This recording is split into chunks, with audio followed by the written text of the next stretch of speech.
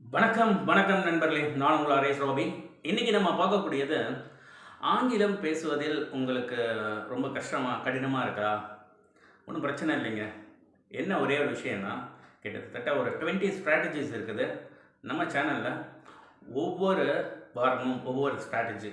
இப்போ இந்த first strategy பார்க்கும்போது, ஐடென்டிஃபையிங் யுவர் செல்ஃப். உங்களை நீங்கள் கண்டறிய வேண்டும். நீங்கள் எந்த நிலையில் இருக்கீங்க அப்படின்னு.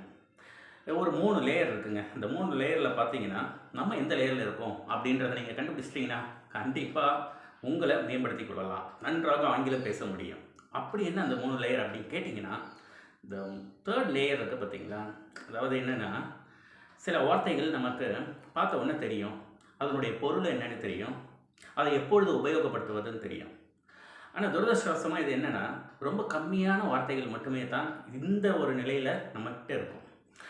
அது மாதிரி அந்த பர்ட்டிகுலரா அந்த ஒரு வார்த்தைய எடுத்துக்கிட்டோம்னா, அதனுடைய பொருள் டக்குன்னு நமக்கு தெரியும். அதை எப்போ உபயோகப்படுத்தணும், அத ரீகால் பண்ணி எந்த சமயத்தில யூஸ் பண்ணணும் அப்படின்னு தெரிஞ்சிருக்கும். ஆனா, குறைவான அளவுல நம்மள்ட்ட இந்த வார்த்தைகள் இருக்கிறதுனால, அங்க தான் பிரச்சனை ஆகுது. ஸோ இது 3வது. 2வது இது பார்த்தீங்கன்னா, இந்த வார்த்தைய எங்கேயோ பார்த்த மாரி நமக்கு இருக்கும். ஆனா, அந்த வார்த்தையோட பொருள் என்னன்னு நமக்கு தெரியாது. பொருள் என்னன்னு தெரியாத பொழுது, கண்டிப்பாக அத உபயோகப்படுத்துவதிலும் நமக்கு பிரச்சனை இருக்கும். எப்ப, எந்த சமயத்தில யூஸ் பண்றது. இது 2வது. 3வது அப்படின்னு பார்க்கும் பொழுது, அந்த வார்த்தைய நம்ம கேள்வியும் பட்டிருக்க மாட்டோம், பார்த்திருக்கவும் மாட்டோம். இப்ப இது 2 இல்லைன்னா கண்டிப்பா நம்ம எப்படி ரீகால் பண்ணி அத நம்ம யூஸ் பண்ண முடியும்? கண்டிப்பா முடியாது. ஸோ, இந்த ஃபர்ஸ்ட் லேயர் அளவுக்கு அந்த நம்ம வந்து 3 லேயர் இருக்கிற அளவு நம்ம மேம்படுத்திக்கணும். அதாவது ஒரு வார்த்தை பார்த்தவுடன் அதனுடைய பொருள் என்னன்னு தெரிஞ்சிருக்கணும். அதனுடைய உச்சரிப்பு என்னன்னு தெரிஞ்சிருக்கணும். அதே சமயத்தில அதை எப்பொழுது பயன்படுத்துவது அப்படின்னு ரீகால் பண்ணி தெரிஞ்சிருக்கணும். To make it very simple, the third layer is when you look at a word, immediately you just know about the meaning of the word and then how to pronounce that particular word and where to use that particular word and recall it. இது third layer. So second இது பார்த்தீங்கன்னா, somewhere you may have come across that particular word, but the problem is you may not be able to pronounce exactly how to pronounce it. The problem with pronunciation, and automatically there will be some problem in recalling that particular word, where and when to use it. இது ரெண்டாவது. மூணாவது, you may not have heard about that particular word, and moreover there is a big difficulty for you how to pronounce it and how to recall that particular word and use it when it is that there is a conversation between two people or whatever it may be. So now what is the need of the hour is you need to increase your vocabulary.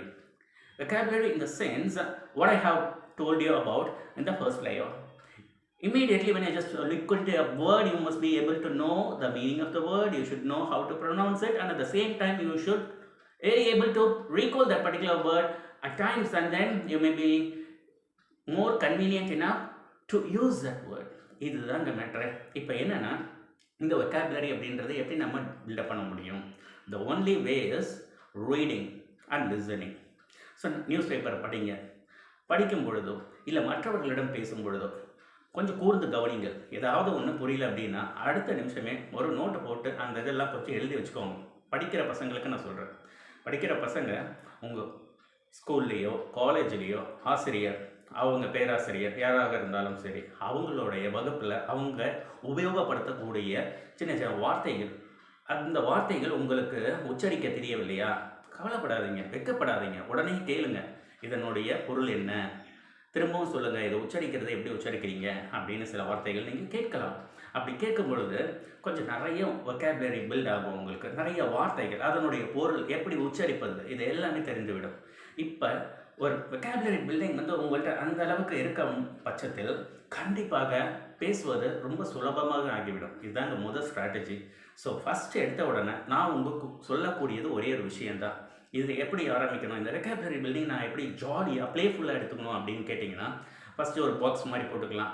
அந்த box 6 பாக்ஸில் letters, உங்களுக்கு பிடிச்ச letters ஏதாவது ஒன்று போட்டுட்டு அதுலேருந்து frame பண்ணலாம் ஏதாவது ஒரு வேர்டை.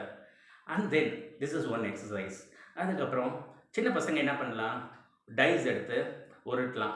ஒரு 6 விழுது அப்படின்னா 6 லெட்டர் வேர்டு, இப்போ 5 விழுதுன்னா 5 லெட்டர் வேர்டு, 8 விழுதுன்னா 8 லெட்டர் வேர்டு. இதை குழந்தைகள் விளையாடுவது. ஸோ இந்த மாதிரி உங்களுடைய வார்த்தைகள் அப்போ தான் உங்களுக்கு வந்து நாளைக்கு பேசும்பொழுது எந்த பிரச்சனையுமே இருக்காது. ஈஸியாக நீங்கள் பேசுகிறதுக்கு வந்து ரொம்ப சுலபமாக போயிடும். இதில் இன்னும் ஒரு முக்கியமான விஷயம் என்னென்னா, டெய்லி அட்லீஸ்ட் வந்து நம்ம வாழ்க்கையில் மற்ற செயல்கள் அன்றாடம் செய்கிற மாதிரியே ஒரு நாளைக்கு புதுசாக ஒரு 5 வார்த்தைகளாவது நம்ம தெரிஞ்சுக்கணும். அதை உபயோகப்படுத்த பாருங்கள். டே டு டே உங்களுடைய ஃப்ரெண்ட்ஸ்கிட்ட பேசும்பொழுது அந்த பர்டிகுலர் வார்த்தையை யூஸ் பண்ணுங்கள். இதெல்லாம் ரொம்ப முக்கியமானது. ஸோ ஒன்ஸ் இந்த பழக்கத்துக்கு கொண்டு வந்துட்டீங்கன்னா ஆட்டோமேட்டிக்காக உங்கள் vocabulary இன்க்ரீஸ் ஆகும். So once when you develop your vocabulary, it will be very easy for you to communicate, and at the same time you can be successful in life because English is mandatory. கண்டிப்பாக. ஏன்னா அது இல்லைன்னா வேலை கிடைக்கிறது ரொம்ப கஷ்டம். இந்த வேலை கிடைக்கிறது வந்து நீங்கள் நல்ல மதிப்பெண் வாங்குறீங்களோ இல்லையோ, ஆனால் இன்றைக்கு ஆங்கிலம் நல்லா பேச தெரிஞ்சதுன்னா கண்டிப்பாக வேலைன்றது வந்து ஈஸியாக வாங்கிடலாம். அப்படின்ற பட்சத்தில் கண்டிப்பாக நம்ம என்ன பண்ணணும், நல்ல கம்யூனிகேஷன் ஸ்கில் வேணும். இந்த கம்யூனிகேஷன் ஸ்கில் அதை ஃபஸ்ட்டு லேயர் நான் உங்களுக்கு சொல்லி ஒரே ஒரு விஷயம், இந்த வெக்காபுலரி பில்டிங். இந்த 3 லேயரில் நம்ம எந்த லேயர் இருக்கோம். ஸோ அடுத்து நான் உங்களுக்கு ப்ளேவே மெத்தடில் சொல்லக்கூடியது எப்படி நீங்கள் இந்த வெக்காபுலரி டெவலப் பண்ணிக்க முடியும், இன்க்ரீஸ் பண்ண முடியும் அப்படின்னு சொன்னது. ஓகே, ஸோ இதை ப்ராக்டிஸ் பண்ணுங்கள். ப்ராக்டிஸ் பண்ணிட்டு அடுத்த ஸ்ட்ராட்டஜியில் டெஃபினட்டாக உங்களுக்கு லைவாக ஒரு எக்ஸாம்பிள் காமிச்சு உங்களோட வெக்காபுலரி எப்படி நீங்கள் இன்க்ரீஸ் பண்ணலான்றதை பார்க்கலாம். எஸ் மை டியர் ஃப்ரெண்ட்ஸ், இந்த காணொலி பார்த்தமைக்கு மிக்க நன்றி. Thank you for watching this video. Stay with us connected by subscribing. I am Robi, and don't forget to click on the bell icon. Thank you.